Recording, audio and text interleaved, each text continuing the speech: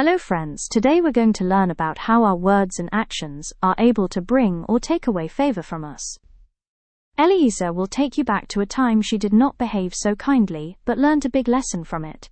Tell Mummy and Daddy to watch with you and have a discussion after.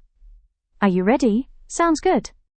Eliezer has always been a bright girl with memory sharper than a teacher's red pen. If you said it, she stored it. If you repeated it, she mastered it. If you laughed at it, she performed it. But Ellie had one small problem. She didn't just copy good things. She copied everything. Ellie's parents are loving, hard-working people. But they also had a habit. They spoke however they felt. When Dad watched football, man, that referee must be blind. When Mum drove in traffic, some people don't know how to use their brains. When their friends visited, the house turned into a comedy club of loud teasing, sarcasm, and sometimes not so nice words. The adults would laugh, high five, shake their heads, and move on. Meanwhile, in the corner, Ellie was quietly coloring and recording everything in her little mind. Children may be small, but their ears are always open. One evening, Mum said, "Ellie, eat your vegetables." Ellie sighed loudly, rolled her eyes just like Dad, and said, "Relax, it's not that serious." Silence. Mum blinked. Dad froze mid-bite. "Mum." "Excuse me?" Ellie shrugged. "That's what you tell Auntie when she talks too much." Dad coughed on his rice. They corrected her quickly. No, don't talk like that." Ellie nodded innocently, but inside her mind, noted. The next day, Mrs. Johnson, the sweet elderly neighbor, waved cheerfully. "Good morning, Ellie." Ellie looked at her, then kept walking. Mrs. Johnson blinked. Did she just ignore me? Later, Mr. Brown dropped his groceries. Apples rolled everywhere. He smiled at Ellie. "Can you help me pick these up, sweetheart?" Ellie crossed her arms. "You should be more careful next time." Then she walked off like a tiny CEO with an attitude. Mr. Brown whispered, "She's 6, right?" At school, things got worse.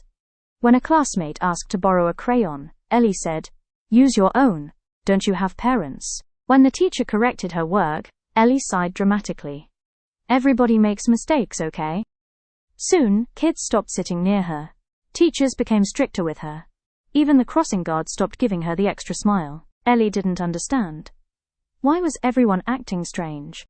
One evening at the park, Ellie ran toward the other kids. "Can I play?" They looked at each other. One girl whispered, "She's mean." Another said, "She never says please." A boy shrugged. "She thinks she's the boss." Ellie stood there, alone. For the first time her confidence cracked. She went home quiet. No stories, no jokes, no chatter, just silence. That night, Mum overheard Ellie praying softly. "Dear God, why don't people like me anymore?" Mum's heart sank. She called Dad. They sat beside Ellie. Dad asked gently, "Ellie, how do you talk to people?" Ellie shrugged. "Like you and Mum talk to people." Silence filled the room. Mum and Dad looked at each other. The truth landed. Dad whispered, "She's copying us." Mum nodded slowly. "More than what we say, she copies what we do." Her mother said, "The Bible says in Proverbs chapter 18 verse 21, that life and death are in the power of the tongue." She explained, "Our words have power. They can give life, encouragement and joy, or they can bring hurt and distance." Her father added, "Remember, Bible also says in Luke chapter 2 verse 52, and Jesus grew in wisdom and stature, and in favor with God and man." He looked at Ellie warmly. "Ellie, the way we speak can help us grow in favor with people or lose that favor." Ellie understood. Her words had not built friendships. They had pushed them away. The next morning something different happened. Dad greeted the mailman warmly. "Good morning. Thank you for your hard work." Mum waved at Mrs. Johnson. "You look beautiful today."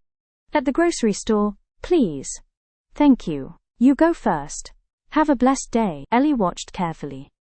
Very carefully. By afternoon she tried it. She saw Mr. Brown again. This time she ran over. "Good afternoon, sir. Do you need help?" Mr. Brown almost fainted. He said thank you as she assisted him to the parking lot. At the park she smiled and said, "Can I play, please?" The kids blinked, then nodded. Favor slowly returned. Children are like mirrors. They reflect what they see and echo what they hear. Parents, your children copy what you do more than what you say. Children, when respect leaves your words, favor can leave your life.